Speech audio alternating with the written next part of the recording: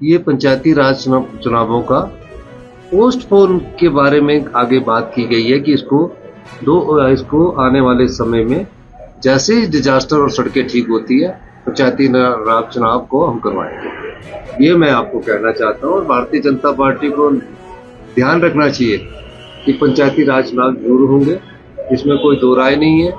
और मैं ये भी कहना चाहता हूँ कि निश्चिंत रहिए। चुनावों के संदर्भ में मैं ये कहना चाहता हूँ कि भारतीय जनता पार्टी हर बात को तूल देती है और भारतीय जनता पार्टी की एक नीति बन गई है कि हर बात का विरोध करना है और ध्यान भटकाना चाहती है।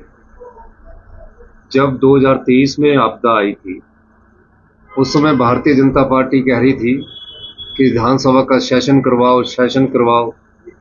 आपदा आई थी और हमने सेशन थोड़ा देर से करवाया था। तो भारतीय जनता पार्टी का जब हमने थोड़ा देर से सेशन करवाया तो उस समय आपदा पर हम चर्चा लाए। भारतीय जनता पार्टी ने उस समय 2023-24 में जो आपदा आई थी उस चर्चा में वॉकआउट किया, आपदा पर प्रभावित परिवारों के साथ खड़े नहीं हुए। इस बार 20 जून से लेकर भयंकर आपदा हिमाचल प्रदेश में आई हुई है और इस बार की आपदा 2023 से ज्यादा से बड़ी आपदा है। और पिछले दिनों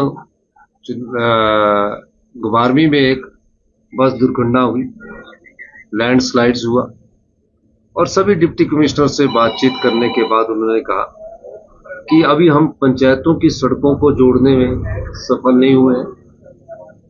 और पंचायतों की सड़कें इसलिए नहीं हुए क्योंकि बारिश इतनी ज्यादा हो रही है कि हम एक दिन सड़क खोलते हैं, अगले दिन ल्हासा उसमें आ जाता है।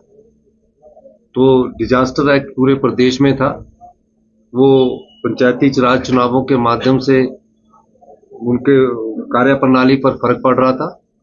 तो अभी डिजास्टर एक्ट के तहत ये पंचायती राज चुनावों का पोस्टपोन के बारे में आगे बात की गई है कि इसको आने वाले समय में जैसे ही डिजास्टर और सड़कें ठीक होती है पंचायती राज चुनाव को हम करवाएंगे। ये मैं आपको कहना चाहता हूँ और भारतीय जनता पार्टी को ध्यान रखना चाहिए कि पंचायती राज चुनाव जरूर होंगे, इसमें कोई दो राय नहीं है।